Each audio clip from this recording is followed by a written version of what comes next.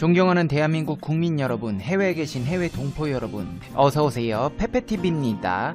한반도를 두고 예언을 한 예언가는 한두 명이 아닙니다. 타노스님이 말년에 저술한 주역선의 책에는 지축이 틀어지는 대환란기에 그 위기 상황을 극복하고 인류를 구원하는 법방을 오직 한민족이 들고 나온다며 우리 선조가 적선해온 여음으로 우리 한국은 필경 복을 받게 될 것이다. 이 세계가 멸망이냐 심판이냐 하는 무서운 화탕 속에서 인류를 구출해낼 수 있는 방안을 가지고 있는 이도 한국인 외에 또다시 없을 것이다. 그러고 보면 한국은 세계적인 신도, 다시 말하면 정신수도의 근거지라 해도 과언이 아닐 것이다. 오래지 않아 한반도는 국운이 융성해질 뿐 아니라 위대한 인물들이 나타나서 조국을 통일하고 평화로운 국가를 건설할 것이라고 했습니다. 심지어 일본의 승려 기다노 승령 또한 나우몽 장로에 져서 동방의 한나라에서 발췌한 내용을 근거로 대한민국의 부흥을 예언했습니다.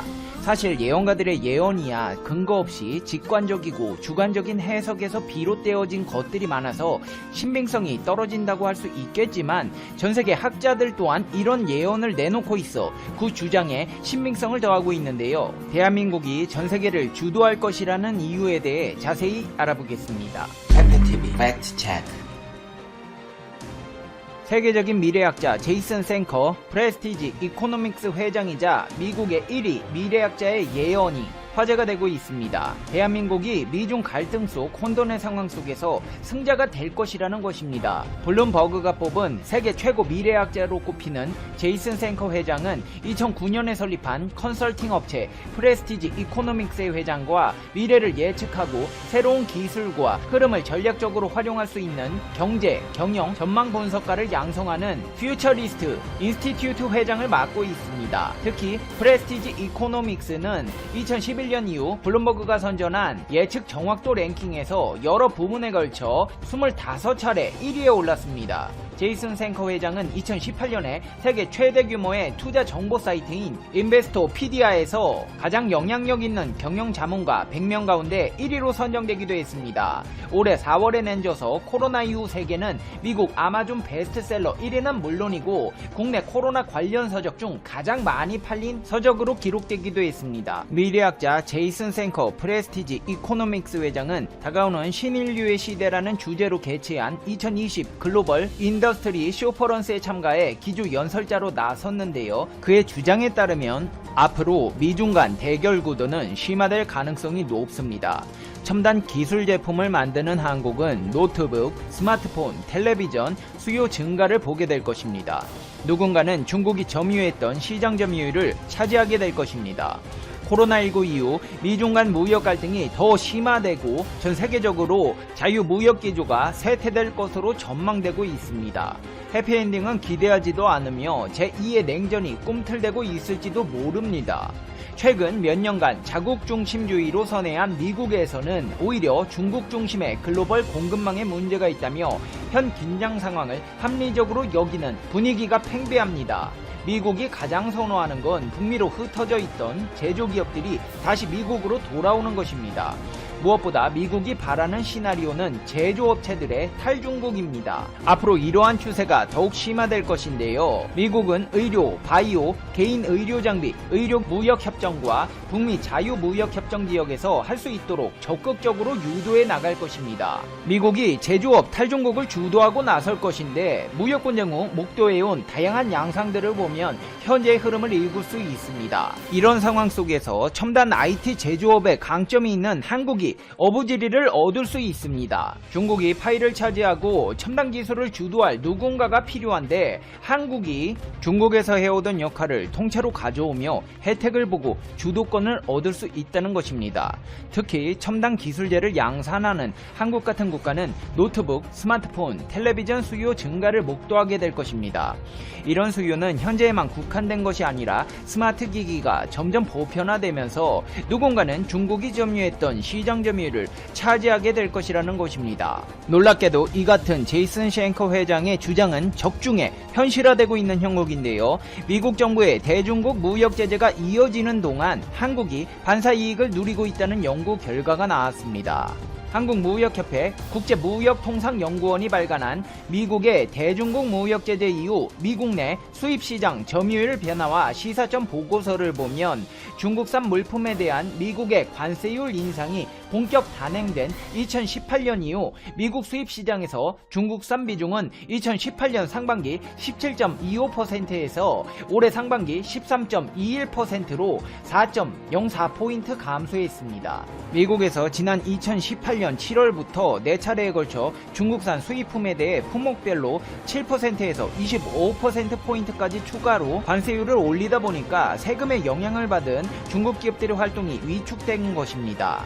중국산 제품에 부과하는 미국의 세금은 평균 관세율 3.1%보다 2배에서 8배 높은 수준입니다. 이로 인해 대한민국의 미국 수입 시장 내 비중은 같은 기간 3.07%에서 3.94%로 0.87%포인트 올랐습니다. 제이슨 쉔커 회장의 주장대로 미국에서 중국산 제품에 의존해오던 수입을 한국으로 옮기고 있다는 것입니다. 제이슨 쉔커 회장은 코로나 이후 교육의 중요성에 대해서도 강조했는데요. 이 분야에서도 대한민국의 발달된 기술이 세계적인 영향력을 끼칠 것으로 기대되어 향후 전망을 밝히고 있습니다. 제이슨 쉔커 회장은 코로나19로 시작된 원격 학습은 교육 분야에서 굉장한 이점이 될 수 있다.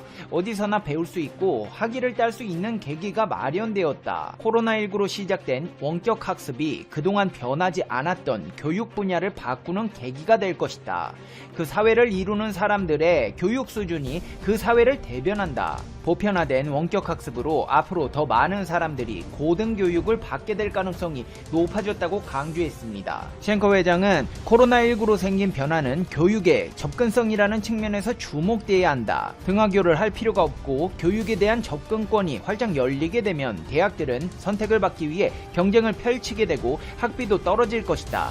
불과 얼마 전까지만 해도 생각할 수 없었던 장면들이 현실화될 수 있다고 말했습니다. 그리고 이는 고등교육을 받기가 더 수월해진다는 것을 의미하고 한마디로 사회의 장기적 발전과도 부합한다고 강조했습니다. 실제로 대한민국은 전세계 국가 가운데 온라인 수업 최강국으로 꼽히고 있습니다. 지난 8월 한국 정부는 코로나가 재확산하자 수도권 모든 학교에 원격 수업을 지시하고 대부분 학교에 대면 수업 금지를 명령했습니다. 이 같은 조치를 시행할 수 있는 인프라를 갖춘 국가는 전세계를 둘러봐도 한국을 제외하면 찾아보기 힘듭니다. 대한민국은 코로나 시대 이전부터 사이버 교육 강국이었습니다. 인터넷 보급률 98%에 달하는 수준에 걸맞게 중고생들은 인강이라고 불리는 인터넷 강의로 학습을 진행해왔고 가장 큰 시장을 가진 인터넷 강의는 대학 입시용 사교육이었습니다.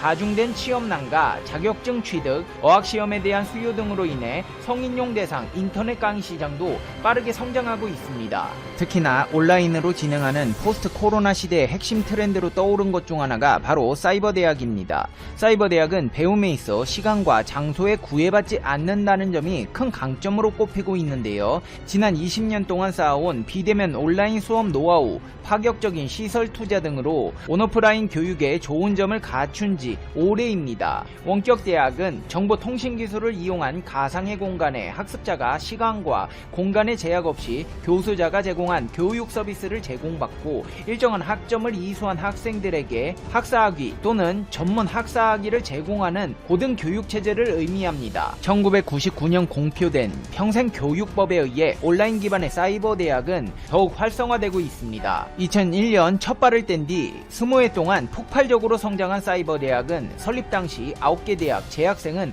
5천여 명에 불과했지만 지금은 21개 대학 재학생 13만 명으로 20배 이상 늘어났습니다. 누적 졸업생만 30만 명입니다. 최근에는 미래 교육을 위한 발판을 마련하기 위해 4개 사이버 대학이 모여 AI 융합교육과 AI 융합교육과정 공동운영 현무 추진 업무 협약식을 했습니다. 2020 성인학습자 역량 강화 단기 교육과정 개발 사업의 융합형 전문 심화과정 협력대학 간 AI 융합 교육과정 서비스 체계화를 통해 전문 인재를 양성하고 대학 간 교육과정 공동 활용을 위한 목적인데요. 이를 통해 산업체에 AI 관련 전문화된 온라인 교육과정을 제공하고 지능정보화 사회에 창의 융합 역량을 갖춘 인재를 양성하는 데 큰 도움을 줄 것으로 기대되고 있습니다. 실제로 이 같은 제이슨 쉔커 회장의 말대로 대한민국 정부는 디지털 뉴딜 문화 콘텐츠 산업 전략보고회를 통해 대한민국 콘텐츠 르네상스 시대를 선언했습니다. 한국판 뉴딜은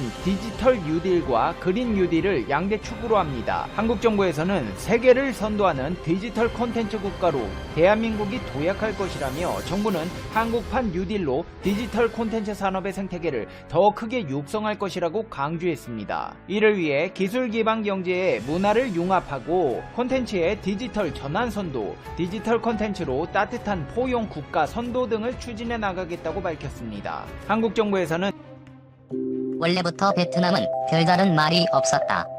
관광객 시설 격리 조치에 한국 여론이 발끈했을 때, 아시아나 항공기 회항에 자국의 대사가 소환당했을 때, 많은 한국인들이 이번 봉쇄 조치에 불만을 나타내는 이 순간에도 베트남은 그렇다.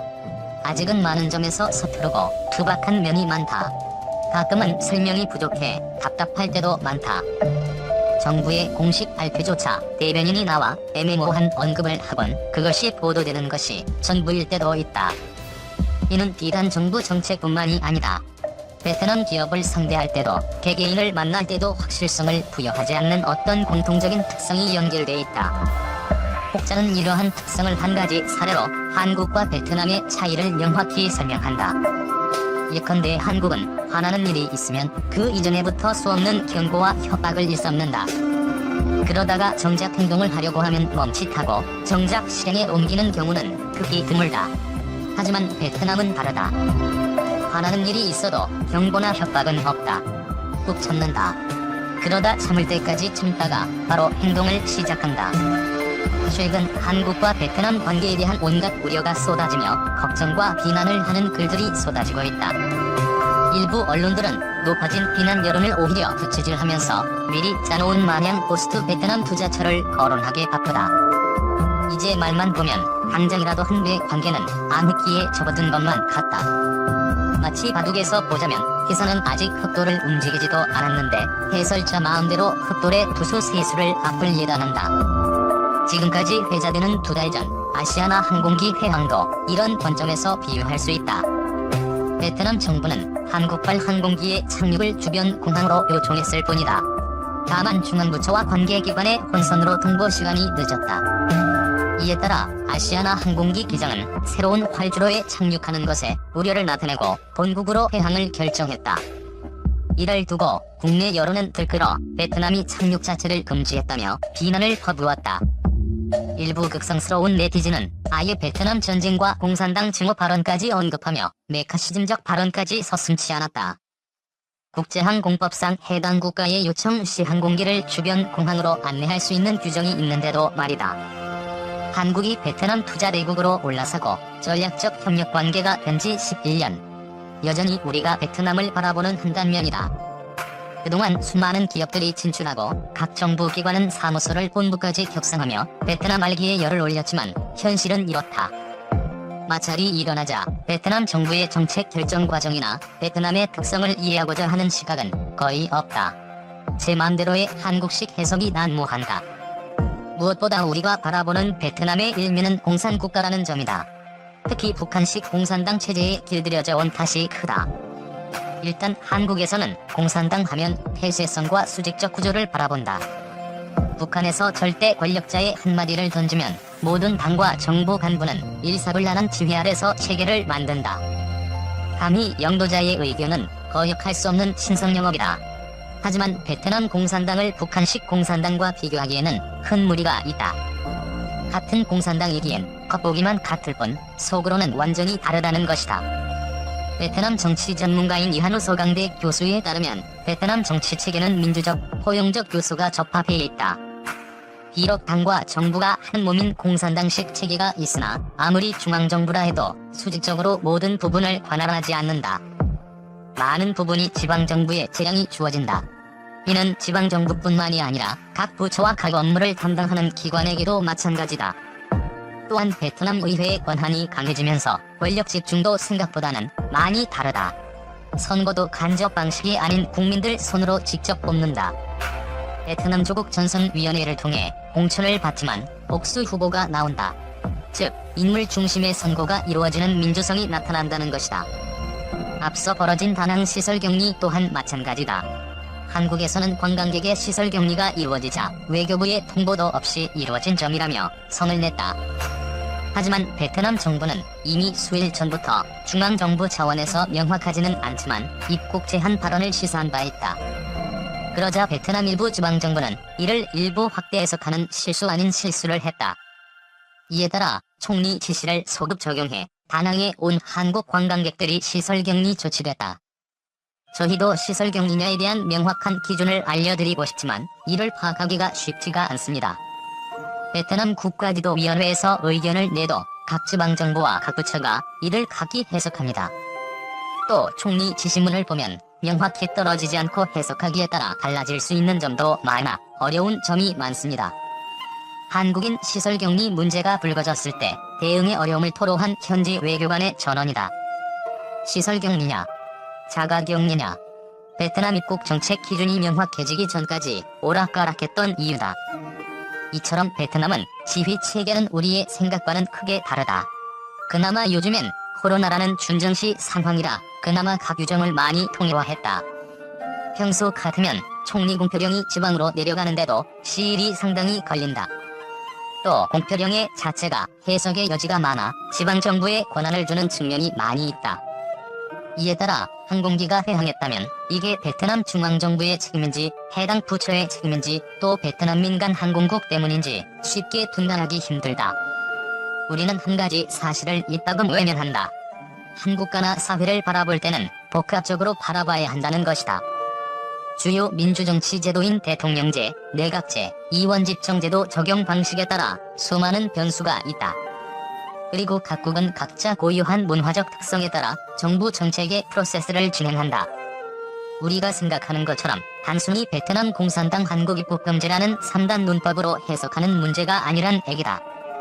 현재 베트남은 사실상의 전면적인 봉쇄 조치를 실시 중이다. 대부분 상점들이 문을 닫았고 많은 베트남 거주 한국 교민들은 불만을 나타내고 있다. 한국 언론들은 이를 두고 베트남 의료 체계가 열악해 당국이 강력한 조치를 취하고 있다고 해석한다. 하지만 가장 중요한 요인은 베트남 국민들이 쉽게 말을 안 듣는 탓이다. 이 같은 정부 조치에 더 힘든 것은 한국인이 아닌 베트남인들이다. 코로나 제한 정책이 우리에겐 불편함이지만 그들에겐 생계가 달려있다. 하루 벌어 하루 먹고 사는 많은 베트남인들에게는 생존의 문제다. 당국의 강력한 단속에도 계속해서 규정을 어기고 장사를 하고 움직일 수밖에 없다. 이에 따라 당국은 더 강력한 조치를 취할 수밖에 없다. 국민들에게 지금이 비상 상황이라고 외치는 것. 바람직하던 아니던 계속해서 새롭게 규칙을 만들고 관영 언론을 통해 이를 널리 전파하는 것 외에는 구심점을 확보할 뾰족한 방법이 없기 때문이다. 일부에서는 벌써부터 코로나 이후를 걱정하며 한국의 투자 감소와 이에 따라 우리의 텃밭인 베트남을 일본과 중국에게 내줄 것이라는 우려도 나온다. 하지만 한 한국 특파원의 언급처럼 베트남을 텃밭이라 보는 시각은 결국 우리만의 관점일 뿐이다. 이미 코로나 전부터 한국의 투자액은 지난 2017년을 정점으로 꾸준히 줄어들고 있다. 지난해 베트남 경제부총리를 포함해 대규모 투자 유치단까지 한국을 방문했지만 한국발 대규모 인프라 투자는 없었다. 베트남 업력이 오래된 현지 전문가들은 중국, 홍콩, 싱가포르, 일본, 대만 등에서 투자된 베트남 제조업은 이제 포화 상태며 서비스업을 진출하기엔 그 규모가 아직 너무 작다는 것을 잘 알고 있다. 사실 베트남 사람들에게 한국이나 일본이나 프랑스나 모두 선진국 사람들이다. 그들은 한국의 누적 투자가 1위고 일본이 2위라며 외우고 다니지도 않는다. 베트남 경제에 막대한 영향을 미친다는 삼성도 우리에서야 자랑스러운 기업일지 모르나. 베트남에게는 애플과 샤오미 같이 휴대폰을 만드는 외국의 한 기업이다. 대부분 베트남 사람들은 한국인뿐 아니라 원래부터 모든 외국인에게 원래부터 친절함을 보여왔다. 그리고 언어의 한계는 또 다른 배려든지 별다른 말과 행동이 없다. 이는 과거에 연연하지 않고 현재와 미래를 위해서는 누구와도 친구가 될 수 있다는 베트남인의 포용 성과도 맞닿아있기도 하다. 그런데 이러한 베트남의 호의를 마치 자신이 1등 국민으로 됐다는 것처럼 착각하고 꼭 한마디씩 거드는 한국인들이 부지기수다. 여전히 한국은 선진국, 베트남은 후진국이라는 이분법적인 사고 방식에 갇혀 베트남의 모든 것을 일단 의심하고 자신만의 해석을 곁들인다. 이미 많은 베트남인들은 한국인의 고착화된 이미지를 으스댐으로 표현한다. 결국 이는 몇 명의 한국 사람이 만든 이미지가 아니다. 굳이 베트남 정부의 정책에 대한